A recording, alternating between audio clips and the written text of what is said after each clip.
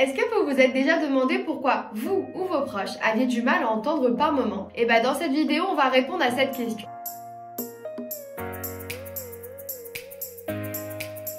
Bonjour à tous et bienvenue sur notre chaîne consacrée à l'audition. Aujourd'hui, nous allons explorer les causes de la perte auditive. Restez avec nous jusqu'à la fin de cette vidéo, je vais partager avec vous un outil pratique pour évaluer votre propre audition ou celle de vos proches à la maison en moins de 5 minutes. Pour commencer, on peut se poser la question, qu'est-ce qu'une perte auditive ?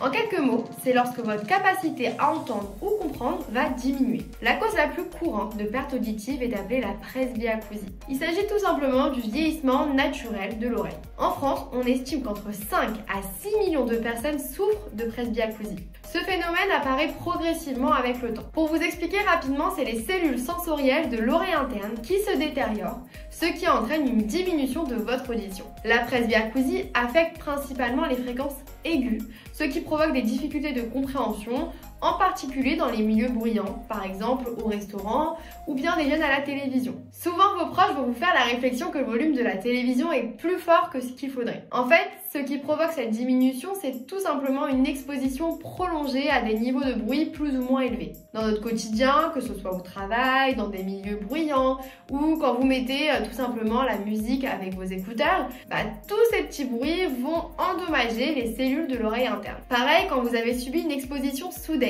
à un bruit extrêmement fort, comme par exemple une explosion, ça peut provoquer un traumatisme sonore. Et si ça vous arrive, je vous conseille fortement de prendre rendez-vous au plus vite chez un ORL pour ne pas que ça devienne chronique. Parlons maintenant des maladies infectieuses comme les otites ou même certains troubles au niveau de la trompe d'Eustache. Ça peut également endommager les structures de l'oreille interne et entraîner par la suite une perte auditive temporaire ou même permanente. Il existe aussi certaines causes génétiques comme la surdité congénitale ou par exemple les syndromes tels que le syndrome de Usher qui peuvent affecter l'audition dès la naissance ou à l'enfance. Il faut aussi faire attention aux médicaments. On n'y pense pas forcément, mais il y a certains antibiotiques et médicaments anticancéreux qui peuvent endommager l'oreille interne et provoquer une perte auditive. Pour finir, nous avons les traumatismes crâniens qui peuvent aussi entraîner des troubles de l'audition.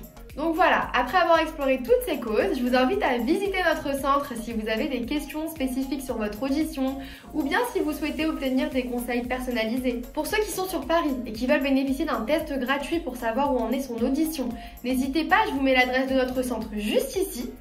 Et comme promis, pour ceux qui ne peuvent pas se déplacer, je vous donne le lien en commentaire pour faire un test auditif en ligne. Celui-ci ne va pas remplacer un test fait par un professionnel, mais va vous permettre d'avoir une première idée de votre santé auditive. Pour ceux qui cherchent des informations sur tout ce qui concerne l'audition, abonnez-vous à notre chaîne pour avoir des contenus assez réguliers et à jour. J'espère que ces informations vous ont été utiles. N'hésitez pas à poser vos questions dans les commentaires. Et pour notre prochaine vidéo, nous aborderons ensemble comment détecter une perte auditive. À très vite!